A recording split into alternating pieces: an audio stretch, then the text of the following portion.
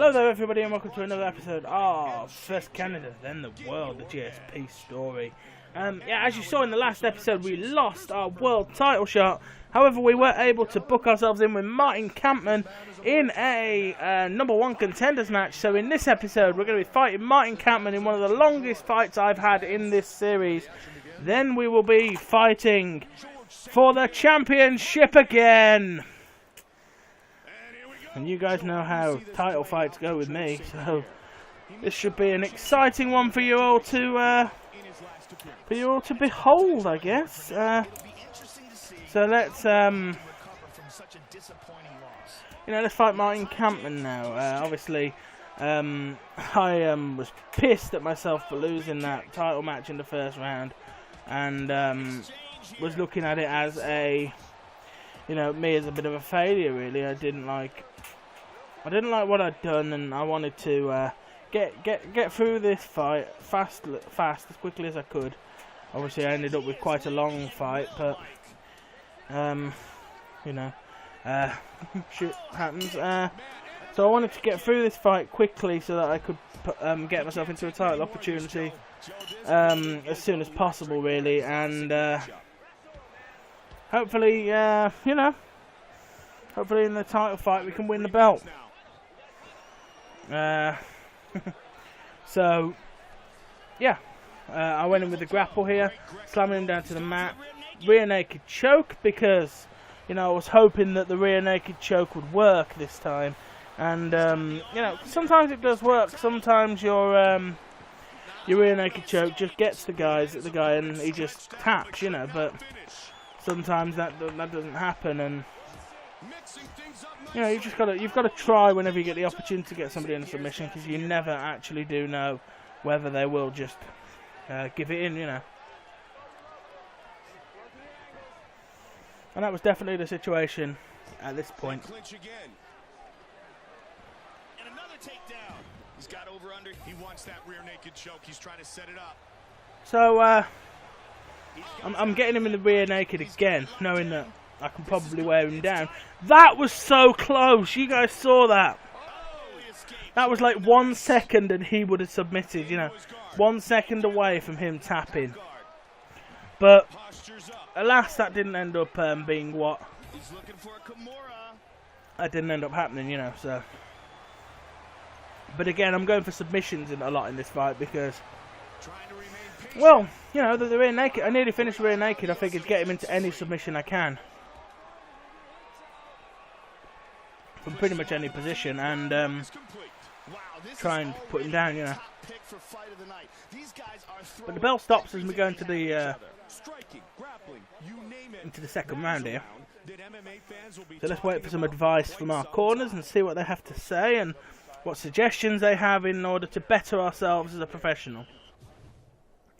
Good job escalating flow throws. Now he's saying submissions probably won't work. I disagree, because it nearly did. Unbelievable exchange. Both fighters connecting, and he nearly went down to that choke. Really close. So the one element of me wants to just think, I'm going to keep it up, because if I get him back in that choke, maybe he'll go, Set for round 2. So that's definitely the plan. He got me with a stiff couple of punches here. I wasn't ready for him. That's why I grappled. Pulling him in the is that the BJJ grab? The Muay Thai grab, I think that is. So back to my standing game of trying to injure the head. Because obviously if I'm going for a rear naked choke, if he's a little bit dizzy when he goes into the rear naked choke, I've got an advantage there. He takes him down again. Got the over under. He's working for the rear naked choke. So back into the rear naked. He breaks out a bit quicker this time, which worries me. So I think at this point I was starting to realise maybe submissions probably wasn't the way to go in the stand-up. The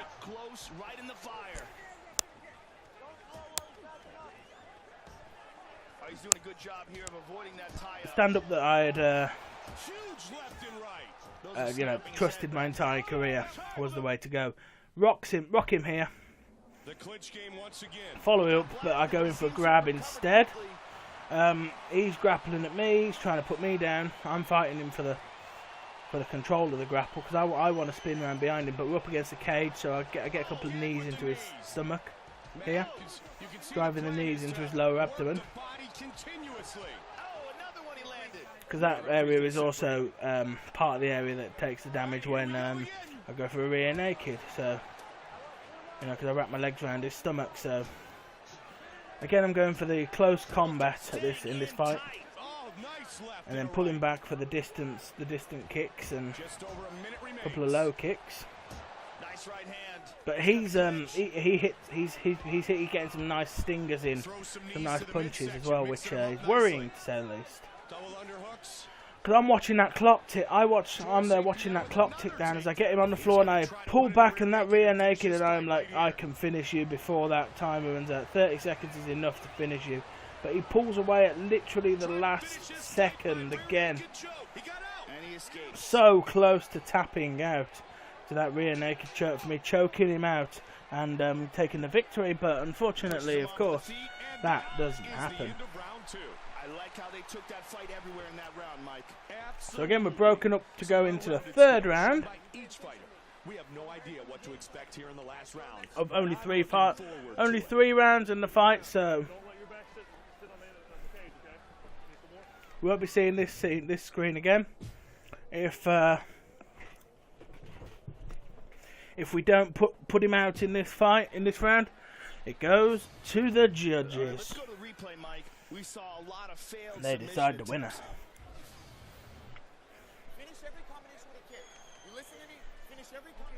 So here we go into the third and the final round of this 3-round battle.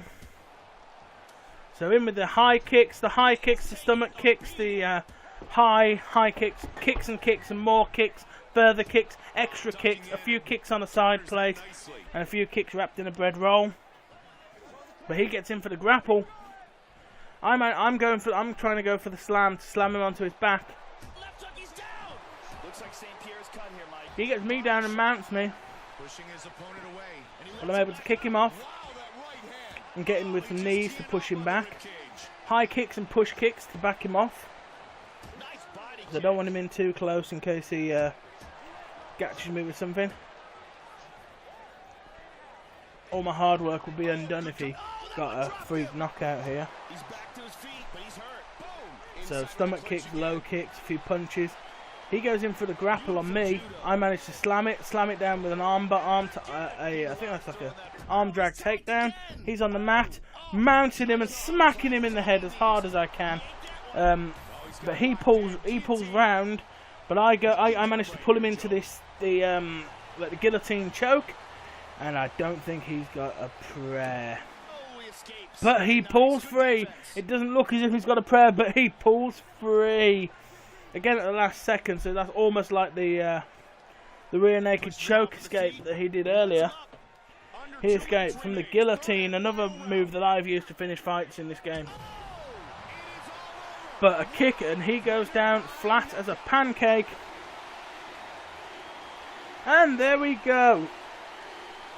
Judges call, and then we'll have our title opportunity. St-Pierre!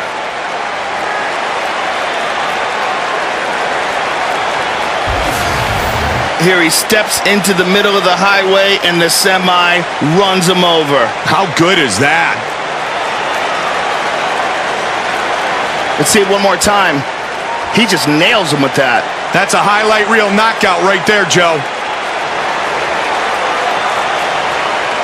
Watch it again, Joe. Wow. Right on the button. Bruce Buffer has the official decision. Ladies and gentlemen, referee Kevin Mulhall has called a stop to this contest at 3 minutes, 8 seconds of the third round, declaring La Gagnant and the winner by knockout, George Rush St-Pierre!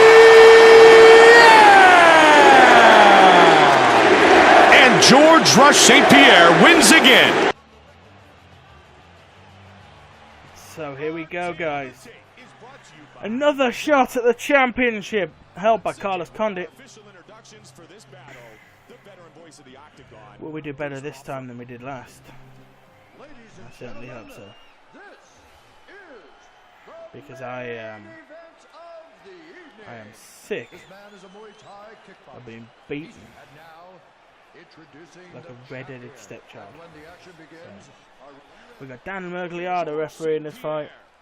Hopefully he lets a little bit more go than Herb Dean did in the last one. Straight off the bat, we've got to dominate, but he mounts me, gets me down to the floor. I am shitting a brick right now. I'm down on the floor. He could finish me like he did the last time. But that spinning kick into the gut, he gets me in the grab, but I managed to break free. Can I turn the clinch to my favour, though? I'm in the Muay Thai grip, so going for the knees. I'm just going to hit him with one. I'm going to throw everything at this guy. I want to beat him. You know, I desperately want that championship. You know, I can't dominate the world unless I'm the champion. I've got to become the world champion. And I have got to do that by defeating Condit. Whether it's this fight, the next fight, 10 fights down the line, I have to win the championship. That is all that matters in this world. I have got to become champion. I've deserved to be champion. So I'm going in there for grapples to get him on the floor so I can get a dominant ground position, because that gives me a chance. I can pound at him. I can hit him with things, you know. He seems to be relatively defensive standing up. If I can mount him, hopefully. I'm trying to turn him over to go for the rear naked, which is one of my favourite holds that I've got. While he's down, I thought I'd kick his legs, kick for his chest area, kicks for the head, going in with dominant punches.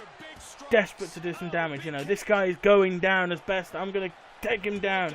I know I can beat him, and I've got to take him down.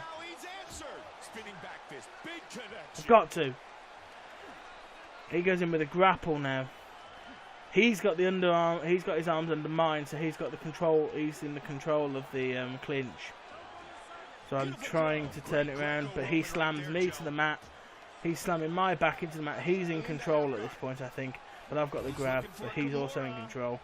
Here comes I managed to get him into the Kimura. Desperate to just make him submit, just to end this fight. I just want it over. I want to win. I've got to beat him, you know.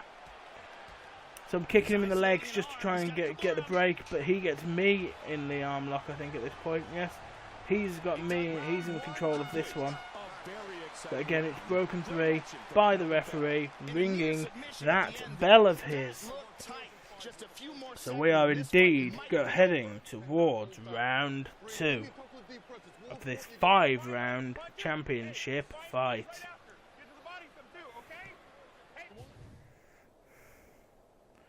So the advice is to just be patient and wait for him to do something that I can take advantage of. So here we go into round 2. We start round 2.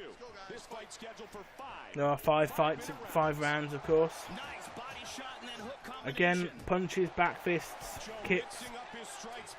I know I'm going to run out of energy before we do 5 rounds. So I'm looking at trying to get this one over with as quickly as possible. This round, the next round. I don't think I'll be in any shape to keep going in round 4 or 5, but who knows? When put under immense pressure, that is when we rise and show some of our best ability. You know, you corner a wolf, back it into a corner, and that is when it comes out fighting.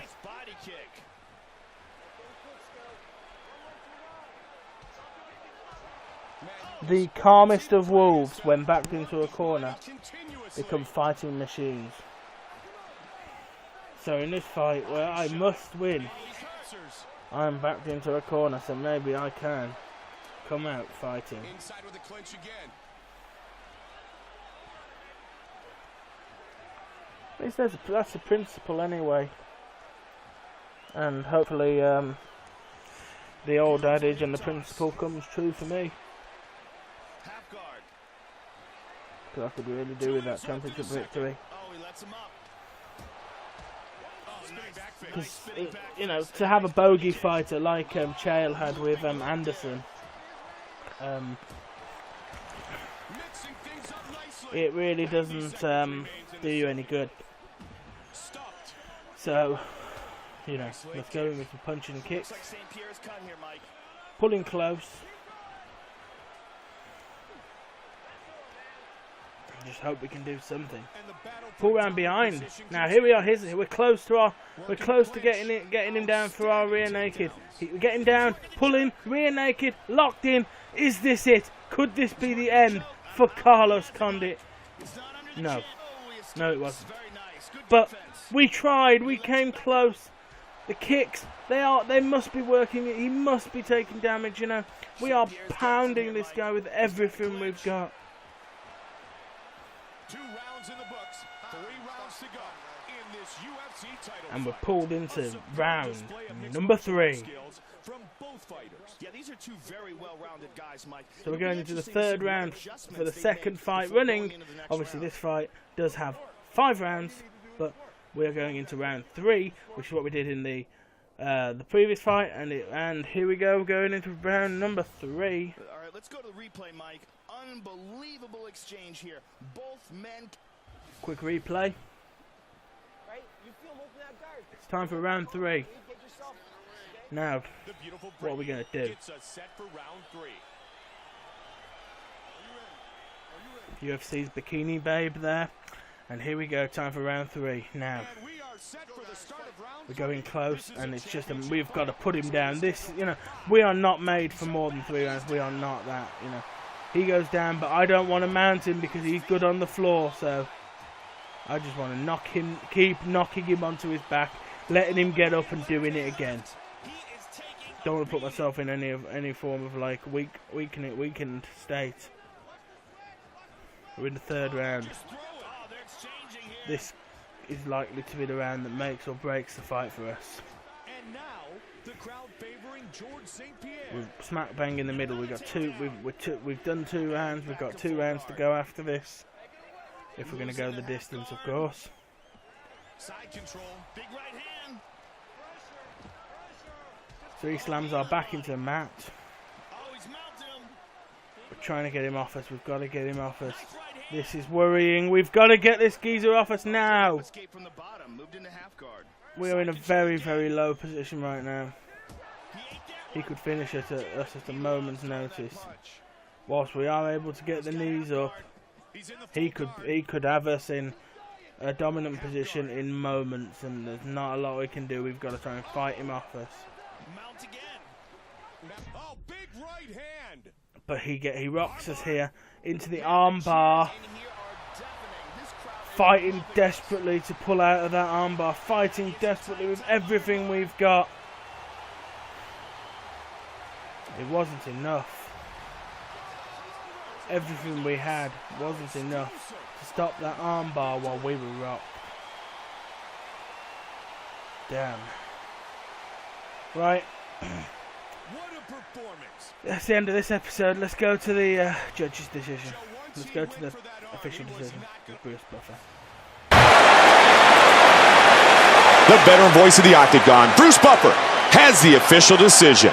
Ladies and gentlemen, referee Dan Mergliata has called a stop to this contest at 3 minutes, 13 seconds of the 3rd round, declaring Le Gagnant and the winner by tap out due to an armbar. And still...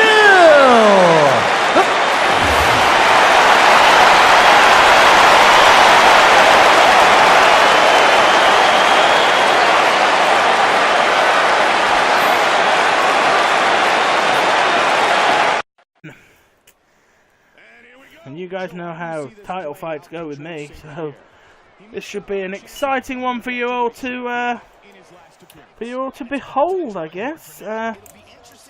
So let's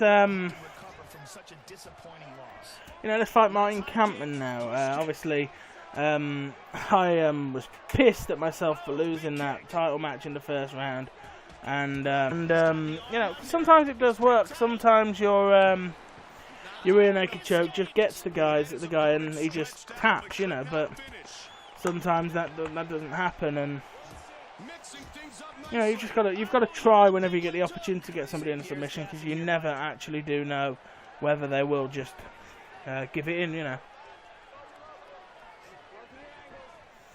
that was definitely... Hello there, everybody, and welcome to another episode of First Canada, Then the World, the GSP story.